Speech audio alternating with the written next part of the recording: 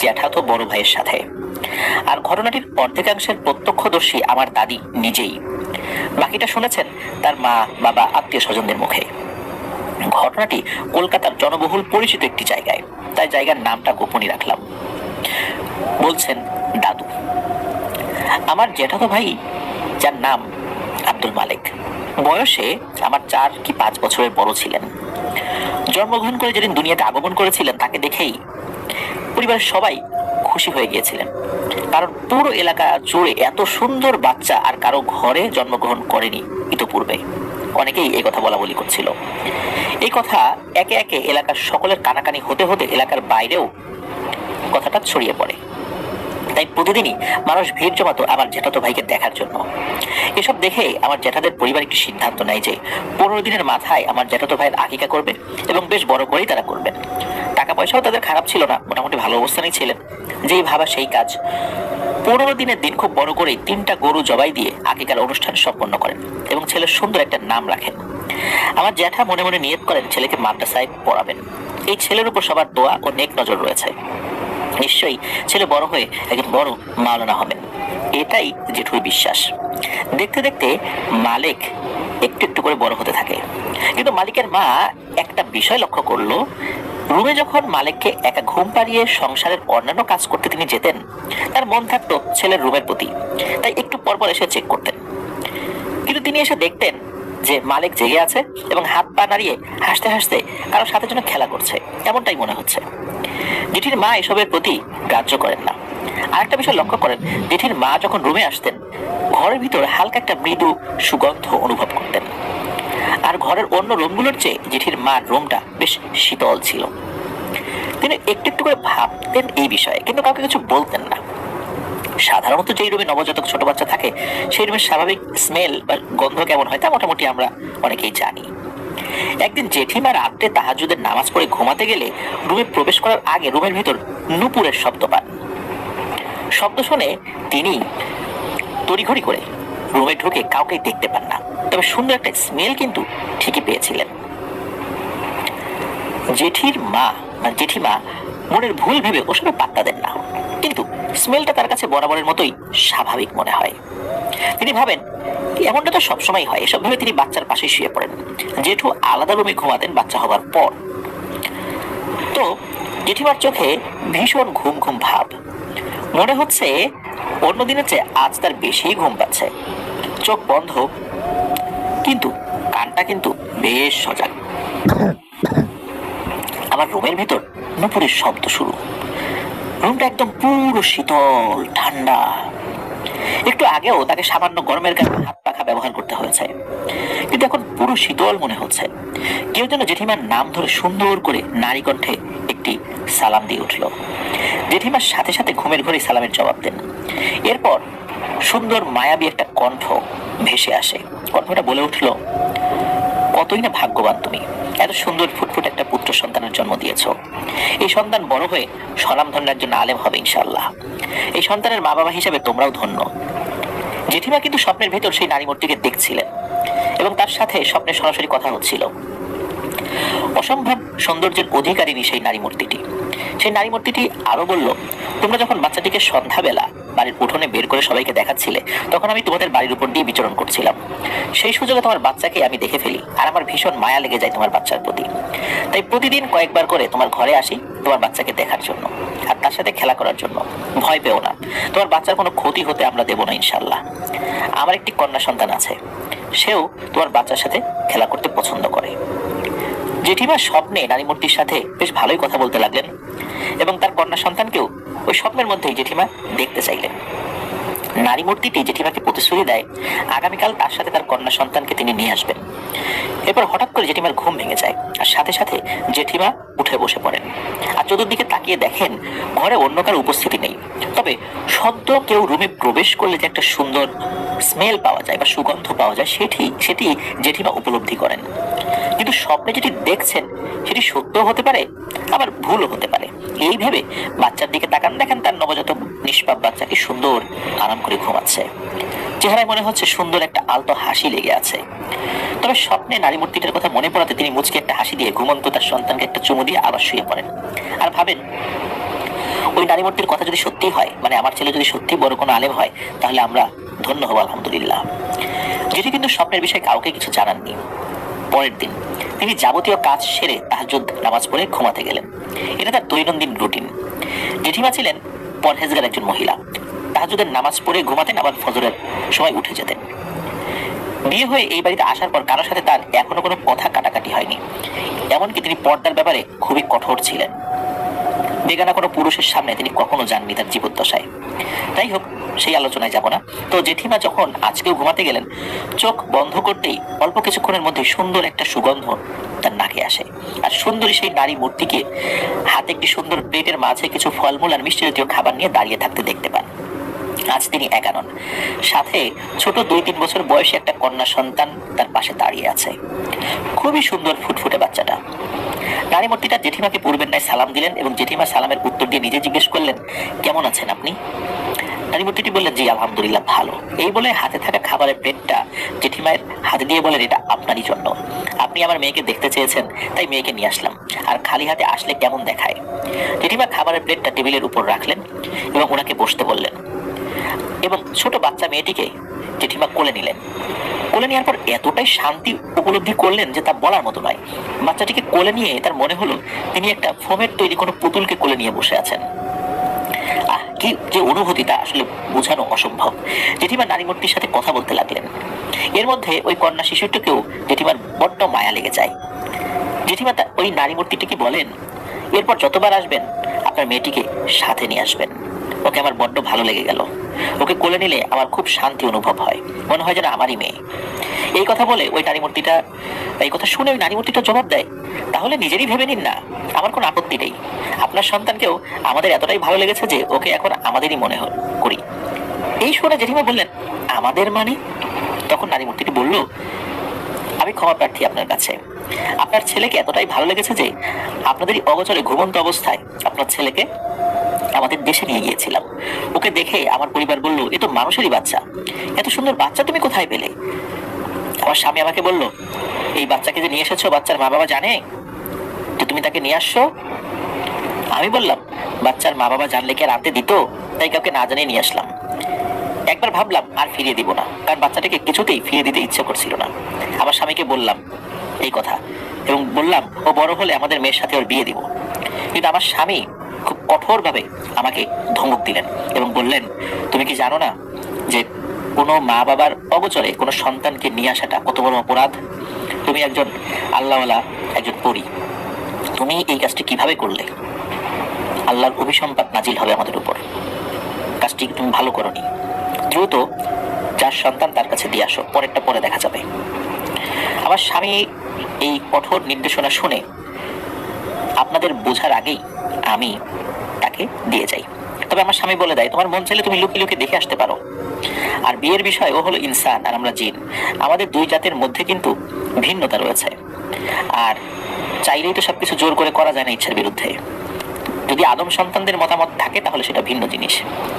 আমার স্বামীর নির্দেশনা মতো আপনার বাচ্চাকে আবার দিয়ে গেলাম, কিন্তু কিছুতেই মায়া ছাড়তে পারিনি। বারবার চলে আসতাম তাকে দেখার জন্য। এসব কথা শুনে জেঠিমা কিছুটা আঁতকে উঠলেন। এই ভেবে যে তার সন্তানকে পরিদের দেশে নিয়ে গিয়েছিল, অথচ তারা কিছুই জানতেন না। যদি আর কখনোই তার সন্তানকে ওরা ফিরিয়ে না দিত তাহলে কি হতো? জেঠিমার চোখে এইভাবে পানি চলে আসে। এই দেখে নারী মূর্তিটি বলল, দয়া করে মন খারাপ করবেন না। আপনার সন্তান বড় হওয়া অবধি ওর যাবতীয় প্রয়োজন আমরা পূরণ করব। আর আমরা ওর কোনো ধরনের কোনো ক্ষতি হতে দেব না ইনশাল্লাহ। সবসময় আমার পরিবারের কেউ না কেউ ওকে পাহারা দেবে দূর থেকে। এই বলে নারী মূর্তিটা জেঠিমায়ের কাছ থেকে বিদায় নিয়ে চলে যায়। তো আস্তে আস্তে মালিক বড় হতে লাগলো। তার বাবার স্বপ্ন ছেলেকে মাদ্রাসায় পড়াবে। ইতিপূর্বে যা ঘটেছে তা কেবল জেঠিমাই জানেন, কাউকে এই বিষয়টি শেয়ার করেননি তিনি। তাই আর কেউ জানে না এই বিষয়ে। অন্য কেউ বিষয়টি কিঞ্চিত মাত্র টের পায়নি। এইদিকে নারী মূর্তিটির সাথে জেঠিমায়ের রোজ দেখা হয়, কথা হয়। শুরুতে তো স্বপ্নে আসতো, এখন শ্বশুরেরই আসে। আবার কখনো শ্বশুরে আসতে না পারলে স্বপ্নেও আসে। এই দুইভাবেই তার সাথে রেগুলার কথা হয়, দেখা হয়। মালিককে কাছাকাছি একটা মাদ্রাসায় ভর্তি করানো হয়। মাদ্রাসা ছিল নুরানি মাদ্রাসা। তখন তার বয়স আনুমানিক 6 কি 7 বছর।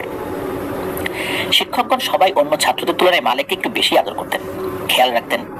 এদিকে হঠাৎ এক রাতে মালেকের বাবা অর্থাৎ আমার জেঠু গভীর রাতে লক্ষ্য করেন জায়নামাজে বসে জেঠিমা বিড়বিড় করে কি যেন বলছে। জেঠু মনে করেন হয়তো মোনাজাতে বিড়বিড় করে দোয়া করছেন বা আল্লাহর কাছে কিছু চাইছেন। কিন্তু কিছুক্ষণ পর জেঠুর মনে হলো যে না, ঘরে মনে হয় একটি খুশবু। আর জেঠুর যখন উনি এটা উপলব্ধি করতে পারেন, আরো শুনতে পান যে কোনো একটা কণ্ঠ। আর দুটোর কোনোটাই উনি স্পষ্ট বুঝতে পারছেন না যে খুশবুটা কিসের, কোথা থেকে আসছে। তাদের বাড়ির লোকজন আতর ব্যবহার করে ঠিকই, তবে এত সুন্দর ঘ্রাণওয়ালা আতর কেউ ব্যবহার করে বলে জেঠুর মনে হয় না। তাছাড়া এই রাতের বেলায় কি আতর ব্যবহার করবে, এসব চিন্তা করেন। আর জেঠিমা কি বিড়বিড় করছে তা হালকা মনোযোগ দিয়ে শোনার চেষ্টা করেন। মনে হচ্ছে আরো একটা সুন্দর নারী কণ্ঠ চিকন কণ্ঠে জেঠিমার সাথে কথা বলছে। অর্থাৎ জেঠিমা যা বলছে তার প্রতি উত্তরে অন্য কারো আওয়াজ ভেসে আসছে। জেঠু বিষয়টা বুঝতে পারলেন, জেঠির সাথে কিছু একটা আছে, কিন্তু আগে তো এই বিষয়ে জানতাম না, সেও তো আমাকে কিছু বলে নাই। এইসব বিষয় তখনকার মানুষ একটু বেশি পরিচিত ছিল, হর হমেশা ভালো মন্দ এসব মানুষের সাথে ঘটতেই থাকে। তো জেঠু সেদিন জেঠিমাকে আর কিছু জিজ্ঞেস করলেন না, অপর পাশ ফিরে ঘুমিয়ে পড়লেন। পরের দিন জেঠু তার স্ত্রীকে মানে জেঠিমাকে বললেন, আচ্ছা তোমাকে আমি একটা কথা জিজ্ঞেস করতে চাই, সত্যি সত্যি জবাব দেবে তো? জেঠিমা জিজ্ঞেস করলেন, কি জানতে চান? এখানে আবার সত্য মিথ্যার কি আছে? আজ পর্যন্ত কোনোদিন মিথ্যা বলেছি আপনার সাথে? জেঠু বললেন, না আসলে ব্যাপারটা তা না, কথাটা হলো গতকাল রাতে একটা বিষয়, সেটা হলো তোমার কাল রাত্রে আমি একটা অদ্ভুত ব্যাপার খেয়াল করেছি। মধ্যরাতে জায়নামাজে বসে তুমি কারোর সাথে বিড়বিড় করে কথা বলছিলে, অপর পাশ থেকে ভেসে আসার সাউন্ডটাও আমি শুনেছি। আমার বুঝতে বাকি রইল না ওটা কি ছিল, কিন্তু কথা হলো এই বিষয়ে আমি আগে জানতাম না কেন। জেঠুর মুখে এমন কথা শুনে জেঠিমা একদম থ হয়ে রইলেন, বুঝতে পারছেন না তিনি কি বলবেন। পরে জেঠু দ্বিতীয়বার জানতে চান, তখন জেঠিমা বিষয়টা জেঠুকে বলে দেবেন বলে সিদ্ধান্ত নেন। তখন পুরো বিষয়টা শুরু থেকে জেঠিমা জেঠুকে খুলে বললেন। জেঠু শুনে তো চোখ কপালে ওঠে, বলে কি এত বড় একটা বিষয়, তাও আবার আমার ছেলের সাথে, আর তুমি আমাকে এতদিন কিছুই জানাওনি? হঠাৎ জেঠু চটে যান, জেঠিমায়ের সাথে রাগারাগি করে ঘর থেকে বেরিয়ে যান। জেঠিমাও তার ভুল বুঝতে পান, জেঠুকে শুরু থেকে বিষয় অবগত করা উচিত ছিল, বড্ড ভুল হয়ে গেছে। এইদিকে জেঠু দিশা না পেয়ে ঠিক করলেন একজন ভালো বুজুর্গ মানের আলেমের সাথে আলোচনা করবেন। এসব অশরীরী কারো জীবনে এলে জীবন ছারখার হয়ে যায়, এটাই জেঠুর ধারণা। খোঁজাখুঁজি করে একজন ভালো আলেমের সন্ধান পেয়ে যান এবং সেই আলেমের শরণাপন্ন হন। তারপর আলেমের সাথে বিস্তারিত আলাপ আলোচনা করেন। সব কথা শুনে আলেম একটা মুচকি হাসি দিয়ে জেঠুকে এই বিষয়ে চিন্তিত হতে নিষেধ করেন, বলেন তোমার ছেলে ও তোমার পরিবারের জন্য এটা সৌভাগ্য। আলেমের মুখে এই কথা শুনে জেঠু একটু অবাক হয়ে তাকিয়ে রইলেন। একটু পর আলেম বলেন, আরে ভাই অবাক হওয়ার কিছু নাই, আপনার ছেলের সাথে যেটা আছে এটা খারাপ কিছু না, বরং এটা ভালো পরি এবং শক্তিশালী পরি। আর সবচেয়ে বড় কথা হলো ওই জিনের পুরো পরিবার তোমার ছেলে তোমার পরিবারের সাথেই আছে। এসব নিয়ে চিন্তা করার কিছু নাই, বরং মানুষ থেকে এটা গোপন রাখো, মানুষ যাতে কোনোভাবে বুঝতে না পারে, এটাই হলো চিন্তার বিষয়। আর আমার যতটুকু মনে হচ্ছে এই পরির পরিবার এবং এই পরিবারের সহযোগিতায় তোমার ছেলে অনেক ভালো কিছু হবে ইনশাল্লাহ, সুতরাং তোমরা খুশি থাকো। এসব বলার পর জেঠু সেই আলেমের কাছ থেকে বিদায় নিয়ে চলে আসেন। আসার সময় জেঠুকে সেই আলেম আমার পিছন থেকে ডাক দেন। জেঠু ডাকে সাড়া দিয়ে সেখানে গেলে আলেম বলেন, তোমার বাড়িতেই তোমার দুজন শত্রু আছে, তারা কখনোই তোমার ভালো দেখতে পারে না। আমার অনুগত জিনেরা এই তথ্যই আমাকে মাত্র বলল। তারা আরো বললো তারা হয়তো চাইবে তোমার ছেলের ক্ষতি করার, সাবধানে থেকো কিন্তু। আর যতক্ষণ ওই জিনের পরিবার তোমার ছেলের সাথে থাকবে ততক্ষণ কোনো শত্রুই তোমার পরিবারের কোনো ক্ষতি করতে পারবে না, যেই ক্ষতি করতে যাবে তারই ক্ষতি হবে, সুতরাং নিশ্চিন্তে থাকো, কেউ কোনো ক্ষতি করতে পারবে না ইনশাল্লাহ। এই বলে হুজুর জেঠুকে বিদায় দেন। জেঠু কথাটি শুনে বাড়িতে চলে আসেন, ফের মাথায় নতুন টেনশন, বাড়িতে আমার এমন কে আছে যারা আমাদের ক্ষতি করতে চায়? সবাই তো আমার আপনজন। হুজুরের মুখে শোনা কথাগুলো জেঠু তার স্ত্রীর সাথে শেয়ার করলে জেঠিও তাকে অভয় দেন এই বিষয়ে। তবে জেঠুর পরিবারের বিষয়টি বাড়ির আর কেউ জানে না। তবে জেঠুর সেজো ভাই অর্থাৎ আমার সেজো চাচা, তাদের কোনো সন্তান নেই, কারোর সাথে তারা তেমন একটা বেশি মিশেও না, মানে তারা মিশুক না। ঘরের মধ্যে দরজা বন্ধ করে নিজেরা নিজেদের মতো করে থাকে, বাড়ির অন্য কেউ তাদের বিষয়ে তেমন কোনো মাথায়ও ঘামায় না। এইদিকে মালেক মাদ্রাসায় যাওয়া আসা করতে থাকে, পড়াশোনায় তার মেধাও যথেষ্ট ভালো, তাই জেঠু মালেককে হিফজ বিভাগে ভর্তি করিয়ে দেন। জেঠু একদিন খেতে বসে জেঠিকে জিজ্ঞেস করে, কি গো মালেকের মা, ওই পরীটা তোমার কাছে এখন কি আসে? জেঠিমা বলল, কেন? জেঠু বলে, না এমনিতেই জানার আগ্রহ হলো আর কি। তো জেঠিমা বলেন যে হ্যাঁ আসেই তো, বেআইন তো আমার কাছে প্রতিদিন কম করে হলো 2-3 বার আসে। জেঠু বলে, বেআইন? বাবারে তোমরা আবার রিস্তাও ঠিক করে ফেললে নাকি?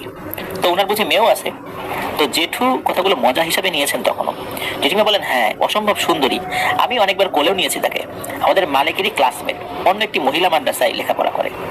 এসব শুনে জেঠু একটা হাসি দিলেন, ভালো ভালো শুনে ভালো লাগলো এই বলে। জেঠিমা একদিন লক্ষ্য করেন মালিকের রুম থেকে কথা বলার আওয়াজ আসছে। প্রথমে ভাবলেন হয়তো লেখাপড়া করছে, পরে বুঝতে পারলেন না, এটা কোনো পড়া নয়, মনে হয় কারোর সাথে কথা বলছে। কি হতে পারে, কার সাথে কথা বলতে পারে? মালিকের মা কিন্তু জানে এ নিশ্চয়ই সেই পরী বা তার মেয়ে। জেঠিমা আর সেখানে গিয়ে বা মালিককে ডেকে ডিস্টার্ব করেননি।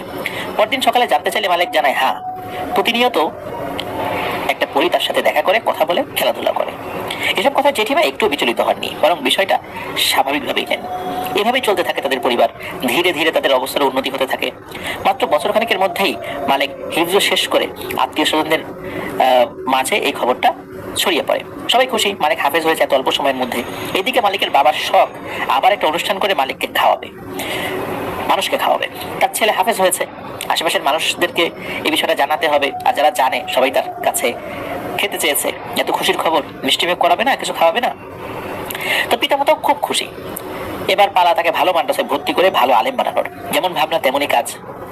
একটা অনুষ্ঠানের আয়োজন করা হলো। অনুষ্ঠানের দিন একটা বিষয় সবাই লক্ষ্য করেন, আশেপাশের গ্রামের লোকজন তো আসলেই অনুষ্ঠানে, কিন্তু এর মধ্যে এমন কিছু লোকজনকে দেখা যায় যাদের কেউ চিনতে পারছে না। এলাকার বা 2-3 এলাকার কেউ তারা যে না, এটা নিশ্চিত। তো ওই আগন্তুকরা আসলে কারা? যেহেতু আল্লাহর ওয়াস্তে সবাইকে একবেলা খাওয়ানোর আয়োজন করা হয়েছে, তাই এই বিষয়ে আসলে তাদেরকে কেউ কিছু বলে নাই। তবে কয়েকজন আগ্রহবশত কিছু লোককে প্রশ্ন করেই ফেলে যে ওনারা মেজবানের কি হন। জবাবে তারা বলেন, আমরা তাদের ঘনিষ্ঠ আত্মীয়। এই একটা কথাই শুধু তারা বলেছিলেন। তবে তাদেরকে আর কেউ কোনো বিরক্ত করেনি। মূলত যেই পরিমাণ খাবারের আয়োজন করা হয়েছিল তার থেকে কয়েক গুণ লোক হয়েছিল। তবুও খাবারের কোনো কমতি তো হয়নি, বরং দেখা যায় পাতিলের অর্ধেক খাবার রয়ে গেছে। বিষয়টি সবার মুখে মুখে যে কি ব্যাপার, কি হলো, এত লোক খেয়ে গেল অথচ আবার খাবার বেঁচে গেল। এই বিষয়ে সবাই কিছু না কিছু মন্তব্য করতেই থাকে। মালিকের বাবা মায়ের বুঝতে কিন্তু বাকি নেই ঘটনাটা কি। মালিকের মা তো সবই জানেন। মালিকের পিতা তার স্ত্রীর কাছে জানতে চাইলেন বিষয়টা কি। মালিকের মা উনি তো বলে তার স্বামীকে বলে ফেললেন যে আসলে এই বিষয়। আসলে আর একটা ব্যাপার ঘটেছিল, মালিকের মা ওই যে আগন্তুক ওনাদেরকে দাওয়াত করেছিলেন। এজন্য উনি বলেন আসলে ওনাদেরকে আমি দাওয়াত করেছিলাম। ওই রাতেই যেই খবরটা দিয়েছিল ওই পরীটা, মূলত ওই পরীর কাছে ওই দাওয়াতের বিষয়টা বলেছিলেন ওই রাত্রেই, বিশেষ করে যেই রাত্রে এই সিদ্ধান্ত হয়েছিল। যাই হোক, সবাই তো খুশি, সবাই খেয়ে দিয়ে চলে গেল, কিন্তু ওই রাত্রেই একটা খবর আসে তাদের কাছে। খবরটা দিল সেই পরীটি। আর এই খবরটা শোনার জন্য পরিবারের কেউ প্রস্তুত ছিলেন না। প্রায় মধ্যরাত, মালিকের মা বাবা একই বিছানায় শুয়ে এই অনুষ্ঠান নিয়ে আলোচনা হচ্ছিল। হঠাৎ সুন্দর সেই পরিচিত গন্ধটা তাদের নাকে এসে লাগলো। দুজনেই বুঝে যান যে কে এসেছেন। অদৃশ্য থেকে সুন্দর একটা সালাম ভেসে আসলো। সালামের জবাব মালিকের মা বাবা উভয় দিলেন। পরীটি তাদের দুজনকে উদ্দেশ্য করে বললেন, আমি এখন যে তথ্যটা দিব তা শোনার জন্য আপনারা কেউই প্রস্তুত নন এবং বিশ্বাসও করতে চাইবেন না হয়তো। মালিকের মা জবাই বলল, কি হয়েছে যদি বলতেন দয়া করে। পরীটি তখন মালিকের মা ও বাবাকে বলেন যে আপনাদেরই আপনজন, আপনার স্বামীরই আপন সেজ ভাই, বিশেষ করে তার বউ, এই বউয়ের প্ররোচনায় স্বামী স্ত্রী দুজনেই মালিকের কঠিন ক্ষতি করার পরিকল্পনা করেছে এবং ক্ষতি করার জন্য সব প্রস্তুতি তারা নিয়েও ফেলেছে। এই কথা শুনে স্বামী স্ত্রীর মাথায় যেন আকাশ ভেঙে পড়ল। মালিকের বাবা প্রথমে বিশ্বাস করতে চায় না। পরে পরীটি বলে, বিয়ের এত বছর হয়ে গেল তাদের ঘরে আজও কোনো সন্তান নেই। আপনাদের ছেলের প্রতি সকলের ভালোবাসা আগ্রহ দেখে তাদের সন্তান না থাকার কারণে প্রতিনিয়ত তারা হিংসে করে আসছে। মূলত অন্তরে হিংসার আগুন প্রতিনিয়ত জ্বলতো দুজনের। তাই আপনাদের সাথে এসে তারা তেমন একটা কথা বলতো না, তেমন একটা মিশতো না। মূলত আপনাদের উন্নতি সহ্য করতে না পেরে অবশেষে পরিকল্পনা করেছে মালিককে ক্ষতি করতে। পরিশেষে দুনিয়া থেকে বিদায় করে দেবে মালিককে। এসব শুনে মালিকের বাবা রাগে দুঃখে কান্না করে দেন।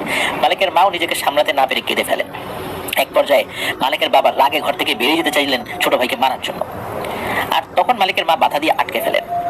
পরীটাও বলে, রাগ করে কিছু নেই, আর রাগ করে কিছু করতেও যাবেন না, এতে হিতে বিপরীত হবে। সিদ্ধান্ত আমি একটা নিয়ে রেখেছি, আপনাদের অনুমতি পেলেই হলো। মালিকের বাবা জিজ্ঞেস করেন, কি সিদ্ধান্ত বোন? পরী জবাবে বলেন, যখন জানতে পারি ওরা মালিকের ক্ষতি করার পরিকল্পনা বাস্তবায়ন করতে যাচ্ছে, তখন আমার প্রচন্ড রাগ হয়। কারণ মালিককে আমি নিজের ছেলের মতোই দেখি। আমার মেয়েকে যেমনটা দেখি মালিককেও ঠিক তেমনটাই দেখি। এর 19-20 নাই, আল্লাহ সাক্ষী। শুধুমাত্র আপনার ভাই বলে তাকে আমি ছেড়ে দিয়েছি। শুনতে যদিও খারাপ লাগবে আপনাদের, তবু একটাই রাস্তা আছে, আর সেটা হলো মালিককে পরিণত বয়স হওয়ার আগ পর্যন্ত এবং পরিপূর্ণ মানুষের মতো মানুষ হওয়া, বা আপনারা তাকে নিজের স্বপ্ন দেখেন ভালো একজন আলেম বানাবেন, তা বাস্তবায়ন হওয়া অবধি মালিক আমাদের তত্ত্বাবধানে থাকবে। আপনারা নিশ্চিন্তে থাকবেন। আর ওর ব্যবহৃত যা কিছু আছে সবগুলো একটি পোটলা বেঁধে দূরে কোথাও একটা অজ্ঞাত স্থানে রাতে গিয়ে পুঁতে আসবেন, যাতে কেউ সেটা খুঁজে না পায়। পুরীর এমন প্রস্তাবে মালিকের মা বাবা প্রথমে অমত প্রকাশ করে। ছেলেকে ছাড়া তারা একদিনও কোথাও থাকতে পারবেন না জানিয়ে দেন। সেই ছেলেকে অনির্দিষ্টকালের জন্য দূরে পাঠিয়ে দেবেন, এটা তারা মানতে পারলেন না। অবশেষে পরিটার কথায় তারা বুঝতে পারলেন মালিকের ভালোর জন্য এটাই করতে হবে। সমস্যা তো নেই। পরিটা বলল তারা মাঝে মাঝে মালিককে নিয়ে আসবেন, না হয় মালিকের মা বাবাকে নিয়ে যাবেন সেই পুরীর রাজ্যে। এই প্রস্তাবে তারা রাজি হন। পরিটা বলল আগামীকাল সকালবেলা আপনারা দুজনে মালিককে নিয়ে নির্দিষ্ট একটা জায়গায় কথা বলেন, ওখানে নিয়ে যাবেন। আমি আর আমার মেয়ে আর আমার স্বামী আসবো মালিককে নিয়ে যেতে। চিন্তার কোনো কারণ নেই, মালিককে আপনাদের অভাব বুঝতেই দিব না। কেউ কিছু জিজ্ঞেস করলে বলবেন ওকে দূরে একটা ভালো মাদ্রাসায় ভর্তি করিয়ে দিয়েছি, সেখানেই থাকবে, সেখানেই লেখাপড়া করবে। আর কোনো বাড়তি কথা বলবেন না তাদের সাথে। অনিচ্ছা সত্ত্বেও মালিকের মা ও বাবা দুজনেই রাজি হয়ে বললেন আচ্ছা ঠিক আছে। পরের দিন নির্দিষ্ট সময় নির্দিষ্ট জায়গায় চলে যান তারা। গিয়ে দেখেন সেখানে কয়েকশো বছরের পুরনো একটা আম গাছের নিচে তিনজন মানবাকৃতির ব্যক্তি দাঁড়িয়ে আছে। সবারই মুখে মিষ্টি একটা হাসি। তিনজন ব্যক্তির মধ্যে একজন ছিল ধবধবে সাদা পাঞ্জাবি পাগড়ি পরিহিত, সুন্দর চেহারা, সুঠাম দেখি একজন যুবক, একজন বোরকা পরিহিতা মহিলা এবং মালিকেরই সমবয়সী বোরকা পরিহিতা আরেকটি মেয়ে। বুঝতে আর বাকি রইল না ওনারা আসলে কে। মালিকদের দেখা মাত্রই ওই তিনজন খুব সুন্দর করে বিনয়ীভাবে একটা সালাম দিয়ে মুচকে হাসতে লাগলেন এবং বোরকা পরিহিত মেয়েটি মালিককে দেখা মাত্রই মালিকের হাত ধরে বলে কেমন আছো বন্ধু মালিক, আমরা এসেছি তোমাকে নিতে। এরপর বাকি নারী পুরুষ, যে দুইজন নারী পুরুষ মালিককে বলল চিন্তা করো না মালিক, আমরা কখনোই তোমার কোনো অভাব অপূর্ণ রাখবো না, মানুষের মতোই মানুষ হয়ে তুমি ফিরবে মা বাবার কোলে। আর মালিকের মা বাবাকে বললে যে আপনারা শক্ত হন, মন খারাপ করবেন না, আপনারা মাঝে মাঝে মালিককে তো অবশ্যই দেখতে পাবেন, আমরাই নিয়ে আসবো বা আপনাদেরকে নিয়ে যাব। মালিকের মা ও বাবা তাদের সন্তানকে জড়িয়ে ধরে কান্নাকাটি করতে লাগলেন। মালিকও কান্না করছিল। মা বাবাকে ছেড়ে সে পরিস্থানে যেতে রাজি নয়। এর আগে সে একদিনও মা বাবাকে ছেড়ে কোথাও থাকেনি। তাদের কান্নাতে পড়ি ও তার স্বামী, তাদের চোখেও পানি ছলছল করছে। অবশেষে তারা সান্ত্বনা দিয়ে বলল যখনই মালিককে আপনাদের প্রয়োজন হবে তখনই এই জায়গায় এসে 3 বার মালিকের নাম ধরে ডাকবেন, তাহলে আমাদের কেউ না কেউ মালিককে নিয়ে আপনাদের সামনে হাজির হয়ে যাবে ইনশাল্লাহ। যাই হোক, এই সান্ত্বনা পেয়ে মালিকের মা বাবা চোখ মুছতে মুছতে বাড়ির দিকে রওনা দিল। কয়েক কদম এগিয়ে পেছন দিকে তাকিয়ে দেখে ওখানে আর কেউ নেই, অদৃশ্য হয়ে গেছে সবাই। মালিকের ভালোর জন্য আসলে এতটুকু তো ত্যাগ স্বীকার করতেই হতো, তাই না?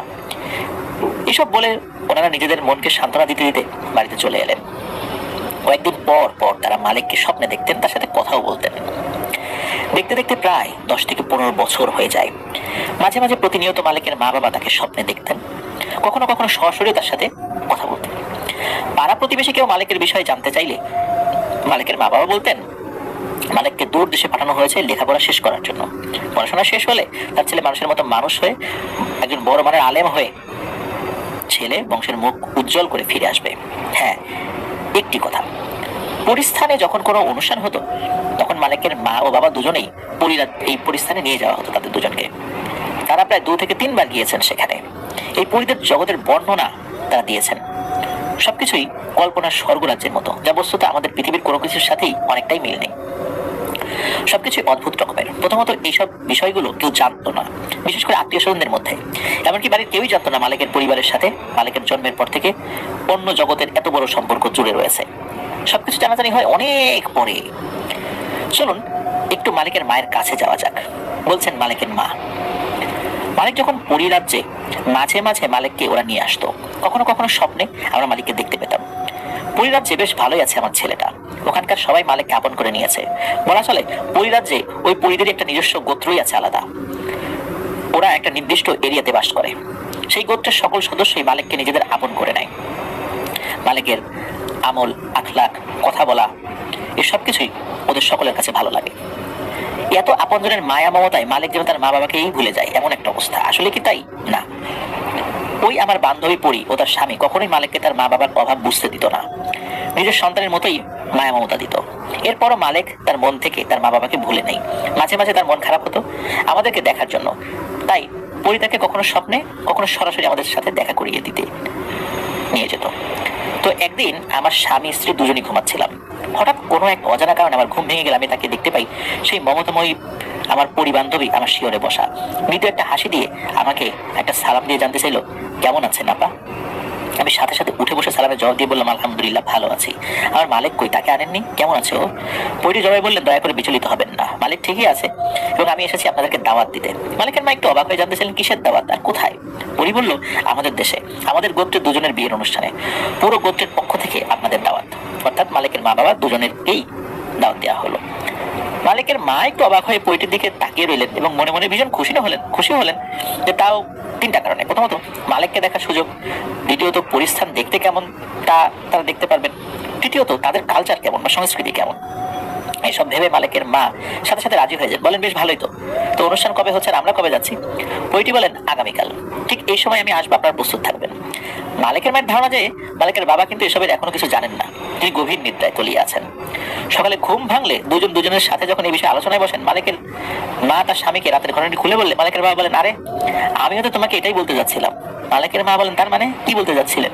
মালিকের বাবা বলেন, আরে হ্যাঁ, ওই পরিটার স্বামী মানে ওই জিন রাত্রে আমাকে স্বপ্নের মধ্যে এসে তাদের পাড়ায় একটি বিয়ের আসর জমতেছে বলে আমাকে যাওয়ার জন্য দাওয়াত দিয়ে গেছেন এবং আমাদের মালিক আমাদের যাওয়ার অপেক্ষা করছে, এটা বললেন আমাকে। একজন স্বপ্নের কথা আরেকজন বাস্তবে, মানে অদ্ভুত, একজন স্বপ্ন দেখেছেন আরেকজন বাস্তবে দেখেছেন।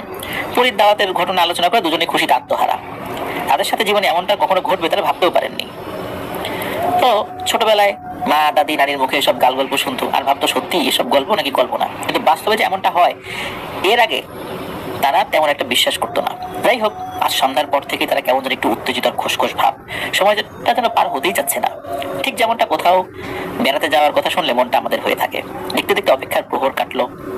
রাতেই মালিকের মা বাবাকে বলে দেওয়া হয়েছিল ঠিক যেখানে তারা মালিককে রেখে এসেছিলেন সেখানেই যেন তারা নির্দিষ্ট সময়ে গিয়ে হাজির হন। মূলত সেই জায়গার বড় আম গাছটাই হলো ওই পরিস্থানে যাওয়ার মূল রাস্তা। মালিকের মা বাবা সেখানে যান এবং এক মহিলা ও এক জিন পুরুষ সেখানে তাদের জন্য অপেক্ষারত ছিলেন। এরা আর কেউই নয়, সেই পরী ও তার জিন স্বামী। তারা সেখানে যাওয়া মাত্রই আরবিতে আহলান ওয়া সাহলান বলে তাদেরকে স্বাগতম জানানো হয় এবং বলে, চলুন, আপনাদের সন্তান আপনাদের অপেক্ষায় পথ চেয়ে আছেন। আজ সে ভীষণ খুশি, কেননা আজ প্রথমবার তার মা বাবা পরিরাজ্যে আসছে। মালিকের মায়ের বর্ণনায় আমরা সেই পরী ও তার জিন স্বামীর হাত ধরে সেই গাছের দিকেই অগ্রসর হই। সেই গাছটা ভেদ করে তার ভিতরে ঢুকে পড়লাম, টেরও পেলাম না কিছু। চোখের পলক ফেলতে না ফেলতেই নিজেদের আবিষ্কার করলাম এক নতুন স্বপ্নময়ী জগতে। সব দেখে মনে হলো স্বপ্নই দেখছি মনে হয়, কিন্তু সেটা বোঝার জন্য নিজেদের গায়ে চিমটি কেটে দেখলাম না, সব ঠিকই আছে। এটা স্বপ্ন নয়, বাস্তব। এত সুন্দর দেশ, অদ্ভুত ব্যাপার, সেখানে সূর্যও নেই চাঁদও নেই, দিনও বুঝি না রাতও বুঝি না। এ কেমন অদ্ভুত জায়গা। চারদিকে সুন্দর সুন্দর বাহারি রঙের ফুলের বাগান, চারদিকে শুধু খুশবু আর খুশবু। বাগানের মাঝখান দিয়ে সুন্দর একটি চওড়া রাস্তা। আমরা সেই রাস্তা ধরেই হাঁটতে লাগলাম। সেই রাস্তার ধারে ধারে হরেক রকমের অচিন ফল ফলাদি এবং অনেক ধরনের গাছে ভরপুর। আর বাগান পেরিয়ে তার অপর পাশে স্বচ্ছ নীল পানির নদী প্রবাহিত। বড়ই মনোমুগ্ধকর অবস্থা। কিছু দূর হাঁটার পর একটা লোকালয়ের দেখা পাই। সেই লোকালয়ে প্রবেশ করতেই বুঝতে পারেন যে এই যে বিয়ের অনুষ্ঠানটা এখানেই হচ্ছে। চারদিকে হইচই, বিভিন্ন ধরনের বাদ্য বাজছে, অদ্ভুত বাদ্য। সব লোকের গায়ে সুন্দর সুন্দর পাঞ্জাবি, বোরকা ও ছোটদের গায়ে হরেক রকমের সুন্দর সুন্দর পোশাক, হরেক রকম বাহারি ফুল দিয়ে সাজানো সব ঘর বাড়ি। ওই পরী ও জিনের সাথে মালিকের মা বাবাকে দেখতে পেয়ে সবাই চিনে গেলেন। এরাই মূলত মালিকের মা বাবা, তাদেরকে আমন্ত্রণ জানানো হয়েছে এই পরিস্থানে। তারা এখানকার বিশেষ অতিথি। সকলেই বলে দেয় ওনাদের আতিথেয়তার জন্য ত্রুটি না হয়। ওনারা আজ প্রথমবারই এসেছেন আমাদের নগরীতে। ওনাদের সাথে সকলের পরিচয় শেষে মালিকের মা বাবা চললেন সামনের দিকে। একটু দূরে গিয়ে দেখেন মালিক ও সেই মেয়েটি, যার নাম নূপুর, তার পরিবান্ধবী বাগানের মধ্যে ছুটাছুটি করছে। ওই পুরুষ জিন মালিকের নাম ধরে একটা ডাক দিলে মালিক পেছনে ফিরে তাকায় আর সাথে সাথেই দেখতে পায় তার মা ও বাবা দুজনেই দাঁড়িয়ে আছেন। মালিক খুশিতে আব্বু আম্মু বলে একটা চিৎকার দিয়ে দৌড় দিয়ে এসে তার মা বাবাকে জড়িয়ে ধরে। খুশিতে তার চোখের কোণায় অশ্রু টলমল করছে। এই অশ্রু অনেক কিছুরই ইঙ্গিত করে। তার মা বাবাও খুশি হয়েছে ছেলেকে দেখে। ছেলে এখানে বেশ ভালোই আছে। নিজ বাড়িতে থাকলে এতদিনে শত্রু রোশনালয় জীবন দিতে হতো তাকে। মা বাবা সন্তানকে বুকে জড়িয়ে আদর করতে লাগলো। আর এইদিকে সেই নূপুর বুড়িটি এসে মালিকের মায়ের গলা জড়িয়ে ধরলো এবং বলল, খালা, শুধু নিজের ছেলেকে আদর করবেন, আমাকে আদর করবেন না? এভাবে অনেক কথাবার্তাই হয়। বিয়ের অনুষ্ঠানও শেষ হলো। সব শেষে ওনাদেরকে বাড়িতে নিয়ে আসা হলো। সবকিছু আসলে বিস্তারিত লেখা যাচ্ছে না, ঘটনা লম্বা হয়ে যাবে। তো এগুলো সব মালিকের মায়ের মুখ থেকে শোনা। এইভাবে আরো 2-3 বার পরিরাজ্যে যাওয়া হয়েছিল তাদের। বলে রাখছি, মালিককে পরিরাজ্যে নিয়ে যাওয়ার পর দেখতে দেখতে 10 থেকে 15টা বছর কেটে গেল। রাতের বেলা মালিকের মা বাবা দুজনই স্বপ্নে দেখেন ওই পরিয়া তার স্বামী তাদের ঘরে এসে সালাম জানান এবং বলেন, আপনাদের অপেক্ষার সময় ফুরিয়ে এসেছে। আপনাদের প্রিয় পুত্র মালিক একজন মানুষের মতো মানুষ হয়ে উঠেছে। এখন তার দিনের খেদমত করার পালা। আল্লাহ তাআলা তাকে যে উদ্দেশ্য দিয়ে পৃথিবীতে পাঠিয়েছেন সেই উদ্দেশ্য পূর্ণ করতে হবে। মালিককে আমরা আপনাদের কোলে ফিরিয়ে দিতে চাই। অমুক দিন অমুক তারিখে ঠিক আগের জায়গায় আসবেন আপনার স্বামী স্ত্রী দুজন।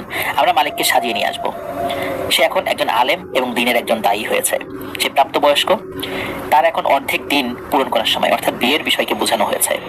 তো ঠিক আছে, তাদের কথা মতো নির্দিষ্ট দিনে সেই জায়গায় যাওয়া হলো। সময়টি ছিল আনুমানিক রাত 10টার মতো প্রায়। গিয়ে দেখেন বেশ কিছু লোক সেখানে উপস্থিত। তাদের মধ্যে মাঝখানে গলায় ফুলের মালা পরিহিত, মাথায় পাগড়ি পরে মালিক দাঁড়িয়ে আছেন। আর মা বাবা ছেলেকে দেখে খুবই খুশি হয়। মালিকও হাসছে, মা বাবাও হাসছে। এই যেন আনন্দের এক অন্য ধরনের অনুভূতি। মালিকের মা বাবার তো খুশির শেষ নেই তাদের সন্তানকে এই অবস্থায় দেখে। ওরা যেন আলাদিন চেরাগ পেয়েছেন। এসব বিষয় বর্ণনা করার ভাষা নেই। আজ তাদের সন্তান একজন আলেম হয়ে তাদের বুকে ফিরে এসেছে। এর থেকে আর খুশির কিছু হতে পারে? আর এর পিছনে বড় অবদান রয়েছে এই জিন সম্প্রদায়ের। সেখানে মালিকের মা বাবা ও মালিককে বিদায় জানানো হয় এবং বিদায়কালে বলা হয়, মালিক এবং মালিকের পরিবার আমাদের পরমাত্মীয়। ওরা জিন জাতি না হলেও আমরা তাদেরকে আমাদের সম্প্রদায়ের লোক হিসেবে জানবো। তাদের সকল প্রয়োজনে বিপদ আপদে ভালো মন্দে আমরা সর্বদাই পাশে থাকবো ইনশাল্লাহ। আর একটি বিশেষ প্রস্তাব সেই জিন সম্প্রদায়ের থেকে আসে।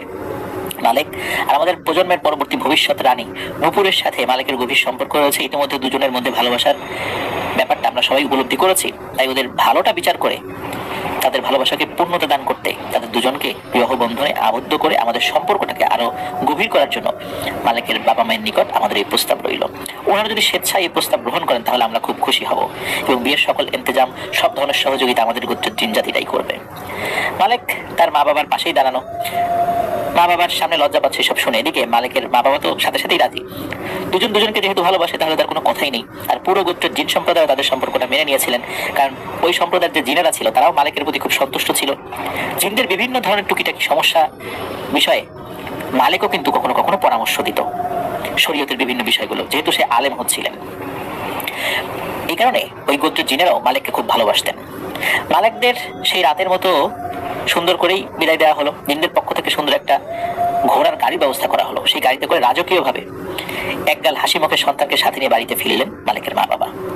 তাদেরকে বাড়িতে নামিয়ে দিয়ে ফিরে গেল সেই ঘোড়সওয়ারি। মূলত সওয়ারিতে যে চালক ছিলেন তিনিও ওই সম্প্রদায়ের জিন। সকাল হতে না হতেই মালিককে দেখে বাড়ির সবাই অবাক। লোক মুখে একে একে ছড়িয়ে পড়লো মালিকের আসার খবর।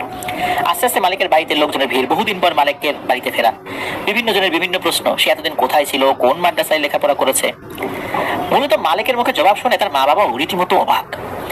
মালিক পাকিস্তানের বিখ্যাত একটি মাদ্রাসার কথা বলে, সেখানে সে তার লেখাপড়া শেষ করেছে। আর এইদিকে তার মা বাবা জানতো সে পরিদের রাজ্যে লেখাপড়া করছে। যদিও দুটোই বাস্তব, মালিক ছিল পরিদের রাজ্যে কিন্তু তার পড়াশোনা ছিল পাকিস্তানে। হ্যাঁ, এটি সম্ভব। জিনদের পক্ষে এটি অসম্ভব নয়। মালিককে নির্দিষ্ট সময় মাদ্রাসায় আনা নেওয়া করার জন্য কয়েকজন জিনকে দায়িত্ব দেওয়া হয়। শুধু মালিক নয়, এই পাকিস্তানের আরেকটি বিখ্যাত মহিলা মাদ্রাসায় পড়তো তারই অন্তরঙ্গ সঙ্গী নূপুর, সেও বর্তমানে আলেমা। দুজনকেই একসাথে আনা নেওয়া করা হতো। মাদ্রাসায় পড়াশোনার পাশাপাশি মালিককে আধ্যাত্মিক জ্ঞানও দান করা হয়, যা দিয়ে সে মানুষের উপকার করতে পারে। এসব বিষয়ে কথা হয়েছে তার মা বাবার সাথে। বাহিরের লোক এসবের কিছুই জানে না। কিছুদিন যাওয়ার পর মালিকের বিয়ের দিন ধার্য করা হয়। তখনকার সবকিছুই হতো রাতের বেলা। বিশেষ করে বিয়ের অনুষ্ঠানটা ওই সময় গ্রামে রাতের বেলা হতো।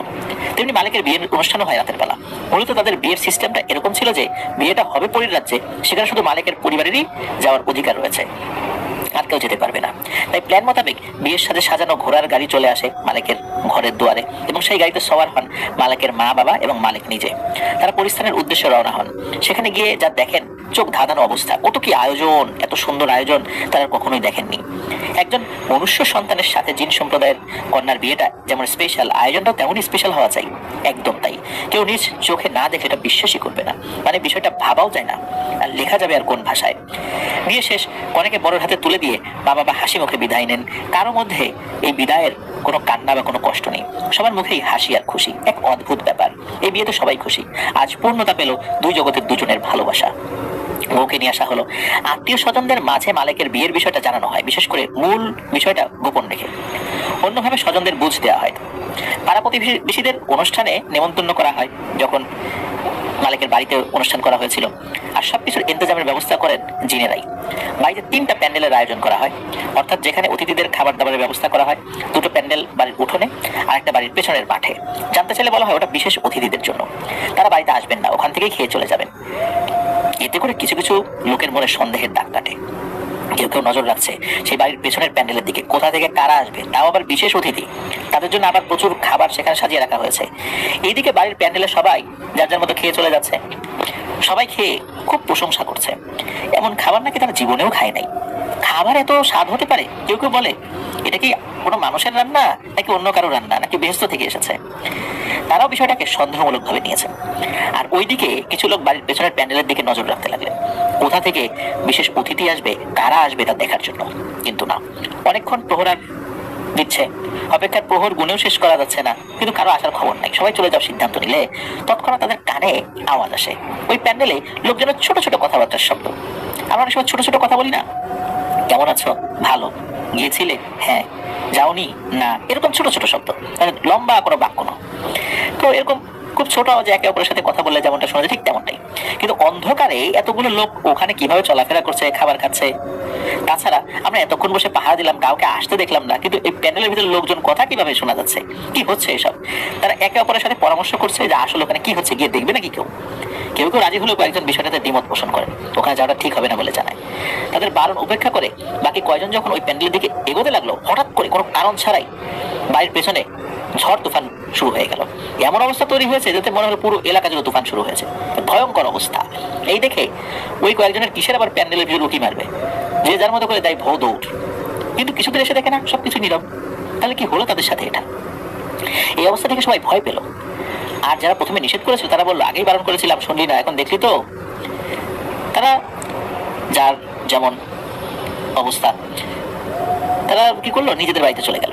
আর এইদিকে মালিকের বাড়িতে অনুষ্ঠান চলতে লাগলো। সবাই নতুন বউকে দেখতে চাইলে মালিকের মা সবাইকে বলে দিলেন না, বৌমা কারোর সাথে দেখা দিবে না, সে একজন হাফেজা এবং আলেমা এবং পর্দানশীল মেয়ে। একথা শুনে কিছু মহিলা বলে উঠলো, আমরা তো মেয়ে, মেয়ে হয়ে কেন আমাদের সাথে দেখা দিবে না, আমাদের সাথে দেখা দিয়ে তো জায়েজ আছে। মালিকের মা বললেন যে না, আমার বৌমার নিজস্ব কিছু ইচ্ছা আছে, ও কার সাথে দেখা দিবে কি দেবে না এটা সম্পূর্ণ ওর এখতিয়ার, আমরা এই বিষয়ে তাকে কিছু বলতে পারবো না, এই বিষয়ে আমাদের কিছু করার নেই, তোমাদের মন খারাপ হলেও আমাদের কিছু করার নেই। মূলত এইভাবে আসল বিষয়টা সকলের কাছে গোপন রাখা হয়। এই বিষয়ে শুধু কেবল মালিকের মা বাবা এবং বিয়ের দিন মালিকের দাদা দাদি জেনেছিলেন, তার আগে মালিকের দাদা দাদিও জানতেন না।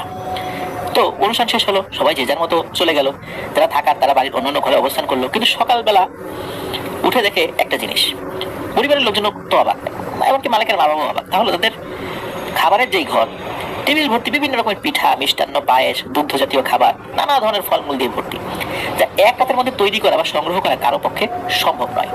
আর এতগুলো খাবার তৈরি করবেই বাকি, এর মধ্যে প্রায় বেশিরভাগ খাবারই তাদের অপরিচিত। মালিকের মা বাবা তো এই বিষয়টা বুঝতে পেরেছেন এবং সবার উদ্দেশ্যে বলেন, আরে এত অবাক হওয়ার কিছু নেই, এই খাবারগুলো বিশেষভাবে আমরা অর্ডার দিয়ে রেখেছিলাম, যেহেতু আমাদের একমাত্র ছেলের বিয়ে বলে কথা, আমাদের তার কোনো ছেলে পেলে নাই, একটাই ছেলে।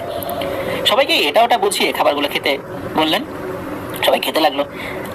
আর এই যে খাবার, এই খাবারের কিছু অংশ কিন্তু আমাদেরকে যিনি ঘটনা দিয়েছেন জামশেদের দাদিও খেয়েছিলেন। তাই সব 7-5 বুঝিয়ে সবাইকে সন্দেহ থেকে বিরত রাখার চেষ্টা করা হয়। তাতে কি, সন্দেহজনক বিষয় হলে কেউ না কেউ তো সন্দেহ করবেই।